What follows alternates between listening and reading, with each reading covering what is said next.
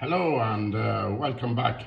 Today I'm going to do something that you wouldn't have seen before. It's a creation of my own that I did years and years ago when I had a lot of people staying in the house one night and I didn't want to be up early in the morning cooking breakfast for them for hours.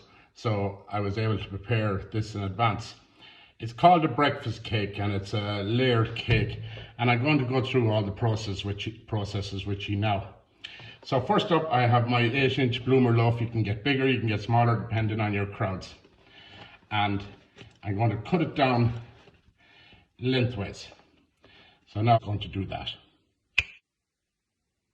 Okay, now I have them in 4 pieces there. And what I'm going to do now is I'm going to butter them up. The middle pieces you do on both sides. So I've melted the butter and I'm using a pastry brush and I'm just going to spread the butter all around on them.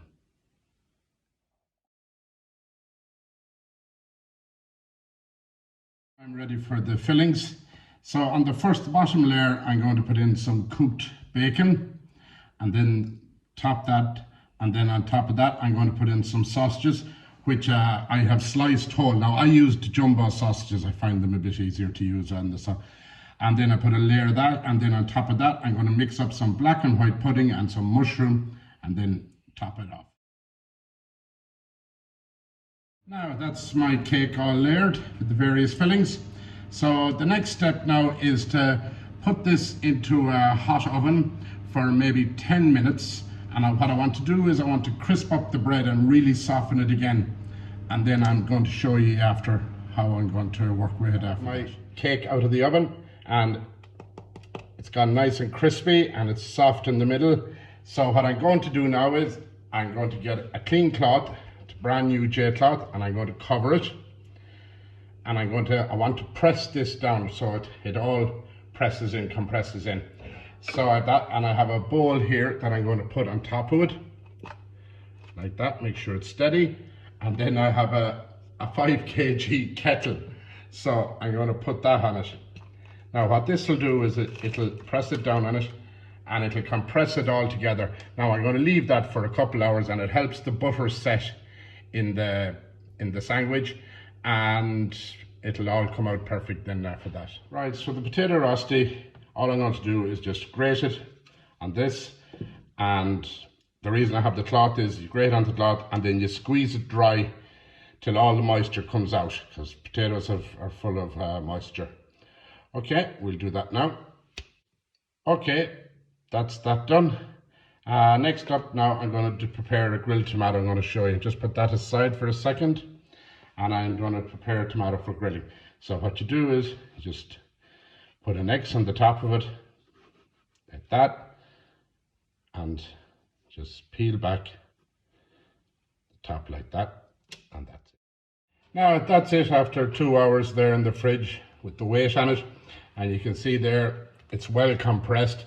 So I'm just going to trim the edges off it now, and we'll go on then, and I'll do the potato rosti to serve. Okay, now I'm going to cook the rosti. So as you can see, I have a ring in there to keep the shape, and I have it greased around the edges as well so it doesn't stick.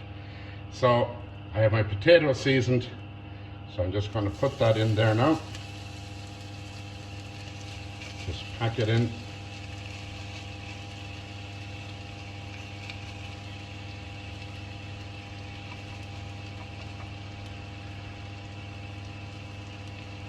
Now we'll cook that away. Now that's the potato cooked. Takes roughly about maybe 6 minutes, 3 minutes each side. And now I'm getting my cake ready for cooking. It's ready for cooking. So I'm just going to heat up the pan. Yeah, that's hot now. Not mad hot.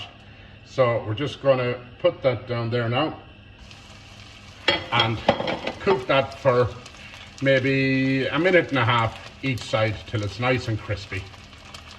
And then it's ready for serving. We'll put that all together. Okay, that's the finished product. I finished it off with a fried egg. So you can see it there. You can see the layers of meat, and then I have my red onion marmalade there that I made earlier in the week, and I just garnished it then with a bit of tomato ketchup and American mustard to bring it all together now for a really, really tasty breakfast. So I hope you enjoy eating that and making it. It really is fun. Until the next time, that's it.